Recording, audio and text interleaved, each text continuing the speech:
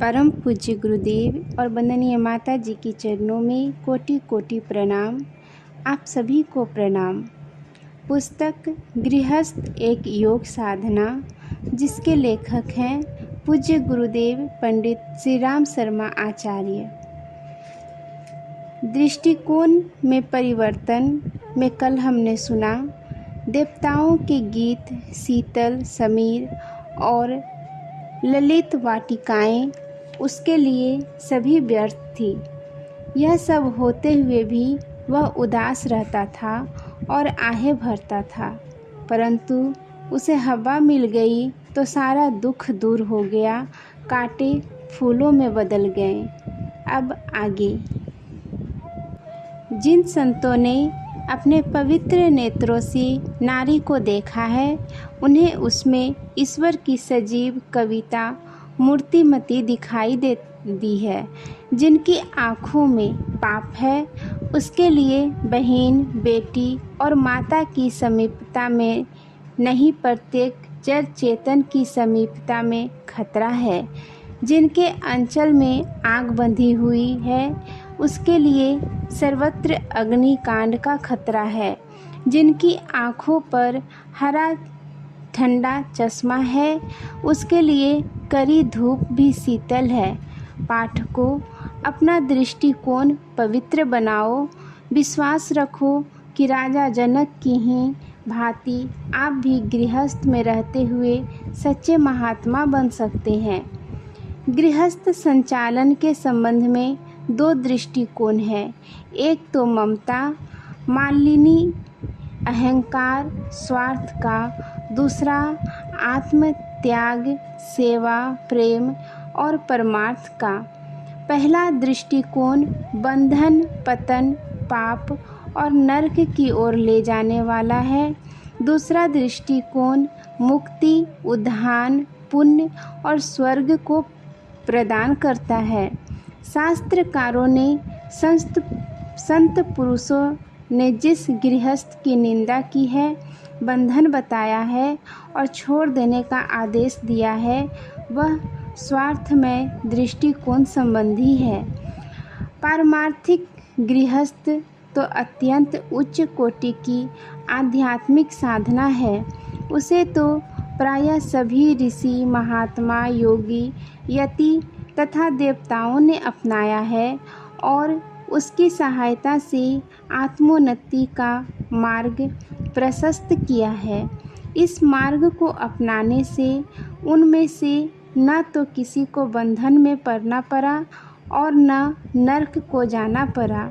यदि गृहस्थ बंधन कारक नरकमय होता तो उसमें पैदा होने वाले बालक पुण्यमय कैसे होता। बड़े बड़े योगी इस मार्ग को क्यों अपनाते। निश्चय ही गृहस्थ धर्म एक परम पवित्र आत्मोन्नति कारक जीवन को विकसित करने वाला धार्मिक अनुष्ठान है। एक सत समन्वित आध्यात्मिक साधना है। गृहस्थ पालन करने वाले व्यक्ति को यह हीन भावना मन में लाने की तनिक भी आवश्यकता नहीं है कि वह अपेक्षाकृत नीचे स्तर पर है या आत्मिक क्षेत्र में पिछड़ा हुआ है या कमज़ोर है। अविवाहित जीवन और विवाहित जीवन में तत्वतः कोई अंतर नहीं है। यह अपनी अपनी सुविधा, रुचि और कार्य प्रणाली की बात है। जिसे जिसमें सुविधा पड़ती हो वह वैसा करे।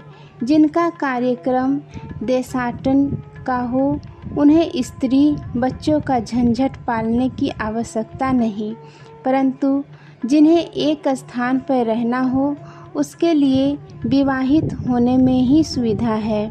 इसमें पिछड़े हुए और बढ़े हुए का कुछ भेद नहीं।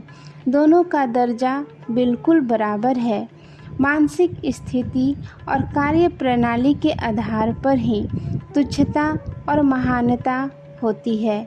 जहाँ भी ऊंचा दृष्टिकोण होगा, वहाँ ही महानता होगी। जीवन को परम लक्ष्य आत्मा को परमात्मा में मिला देना है। व्यक्तिगत स्वार्थ को प्रधानता न देते हुए लोकहित की भावना से काम करना, यही आध्यात्मिक साधना है। इस साधना को क्रियात्मक जीवन में लाने के लिए भिन्न भिन्न तरीके हो सकते हैं। उन तरीकों में से एक तरीका गृहस्थ योग भी है।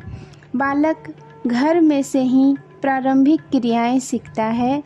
जीवन के लिए जितने काम चलाऊ ज्ञान की आवश्यकता है, उसका आधे से अधिक भाग घर में से ही प्राप्त होता है।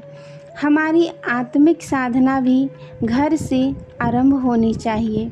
जीवन को उच्च, उन्नत, सुसंस्कृत, संयमित, सात्विक, सेवामय एवं परमार्थपूर्ण बनाने की सबसे अच्छी प्रयोगशाला अपना घर ही हो सकता है। स्वाभाविक प्रेम, उत्तरदायित्व, कर्तव्य पालन, परस्पर अवलंबन, आश्रय स्थान, स्थिर क्षेत्र, लोक लाज आदि अनेक कारणों से यह क्षेत्र एवं सुविधाजनक हो जाता है कि आत्मा त्याग और सेवा में दृष्टिकोण के साथ काम करना इस क्षेत्र में अपेक्षाकृत अधिक सरल होता है। गृहस्थ योग के साधक के मन में यह विचारधारा चलती रहनी चाहिए कि यह परिवार मेरा साधन क्षेत्र है। इस वाटिका को सब प्रकार सुंदर, सुरभित और पल्लवित बनाने के लिए सच्चे हृदय से सदा शक्ति भर प्रयत्न करते रहना मेरा कर्म कांड है। भगवान ने जिस वाटिका को सींचने का भार मुझे दिया है, उसे ठीक तरह सींचते रहना मेरा ईश्वर परायणता है। घर का कोई भी सदस्य हीन दर्जे का नहीं है जिसे मैं तुच्छ समझूं, उपेक्षा करूं या सेवा से जी चुराऊं। मैं मालिक, नेता, मुखिया या कमाऊ होने का अहंकार नहीं करता। यह मेरा आत्मनिग्रह है। हर एक सदस्य के विकास में अपनी सेवाएं लगाते रहना मेरा परमार्थ है। बदले की जरा सी इच्छा न रखकर विशुद्ध कर्तव्य भाव से सेवा में तत्पर रहना मेरा आत्मत्याग है। अपनी सुख सुविधाओं की परवाह न करते हुए औरों की सुख सुविधा बढ़ाने का प्रयत्न करना मेरा तप है। घर के हर सदस्य को सद्गुणी, सत स्वभाव का सदाचारी एवं धर्मपरायण बनाकर विश्व की सुख शांति में वृद्धि करना मेरा यज्ञ है। सबके हृदय पर जिसका मौन उपदेश हो, अनुकरण से सुसंस्कार बने, अपना आचरण से ऐसा पवित्र एवं आदर्शमय रखना मेरा व्रत है। धर्म से उपार्जित अन्न से जीवन निर्वाह करना और कराना यह मेरा संयम है। प्रेम, उदारता, सहानुभूति की भावना से ओतप्रोत रहना और रखना, प्रसन्नता, आनंद और एकता की वृद्धि करना मेरी आराधना है। मैं अपने गृह मंदिर में भगवान की चलती फिरती प्रतिमाओं के प्रति अगाध भक्ति भावना रखता हूँ। सद्गुण, सत स्वभाव और सत आचरण के दिव्य श्रृंगार से इन प्रतिमाओं को सुसज्जित करने का प्रयत्न ही मेरी पूजा है। मेरा साधना सच्चा है। साधन के प्रति मेरी भावना सच्ची है। अपनी आत्मा के सम्मुख मैं सच्चा हूँ। सफलता असफलता की जरा भी परवाह न करके सच्चे निष्काम कर्मयोगी की भांति मैं अपने प्रयत्न की सच्चाई में संतोष अनुभव करता हूँ। मैं सत्य हूँ। मेरी साधना सत्य है। मैंने सत्य का आश्रय ग्रहण किया है। उसे सत्यतापूर्वक निभाने का प्रयत्न करूँगा। उपयुक्त मंत्र हर गृहस्थ योगी को भली प्रकार हृदयगम कर लेना चाहिए। दिन में कई बार मंत्र दोहराना चाहिए। एक छोटे कार्ड पर सुंदर अक्षरों में लिखकर इस मंत्र को अपने पास रख लेना चाहिए और जब भी अवकाश मिले एक एक शब्द का नमन करते हुए इस मंत्र को पढ़ना चाहिए। हो सके तो सुंदर अक्षरों में लिखकर चित्र के भांति इसे अपने कमरे में लगा लेना चाहिए। प्रातः निद्रा त्यागने पर पलंग पर पड़े पड़े ही कई बार इस मंत्र को मन ही मन दोहराना चाहिए और निश्चय करना चाहिए कि आज दिन भर इन भावनाओं को अधिक से अधिक मात्रा में कार्य रूप में परिणत करने का प्रयत्न करूँगा। परिवार वालों के साथ व्यवहार करते समय मंत्र की भावना का सतर्कतापूर्वक ध्यान रखूँगा। इस निश्चय के साथ शैया त्यागने का असर दिन भर रहता है। प्रातःकाल जो आदेश अंतर्मन को दिए हैं वे अधिक गहरे उतर जाते हैं। वे जल्दी विस्मृत नहीं होते और यथा अवसर वे ठीक समय पर स्मरण हो जाते हैं। इसलिए प्रातःकाल इस मंत्र को नियमित रूप से अवश्य ही दोहराना चाहिए। मैं गृहस्थ योग हूँ। मेरा जीवन साधनामय है। दूसरे कैसे हैं, क्या करते हैं, क्या सोचते हैं, क्या कहते हैं, इसकी मैं तनिक भी परवाह नहीं करता। मैं अपने आप में संतुष्ट रहता हूँ।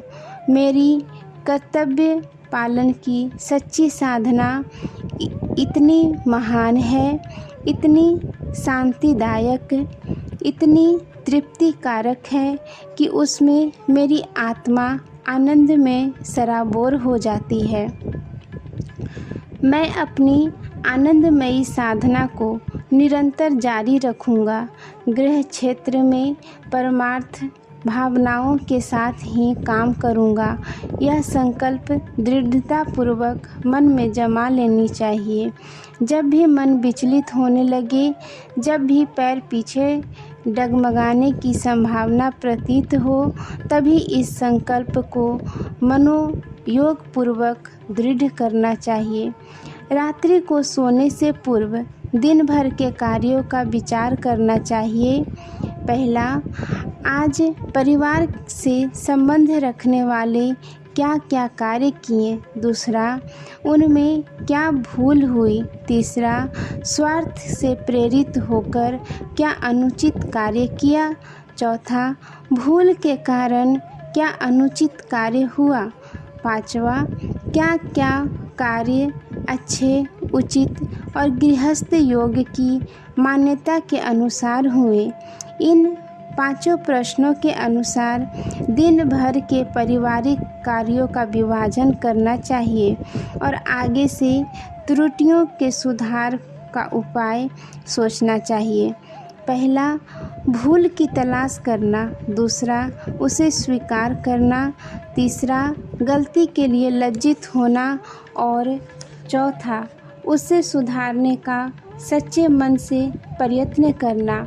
यह चार बातें जिसे पसंद है, जो इस मार्ग पर चलता है, उसी गलतियाँ दिन दिन कम होती जाती है और वह शीघ्र ही दोषों से छुटकारा पा लेता है।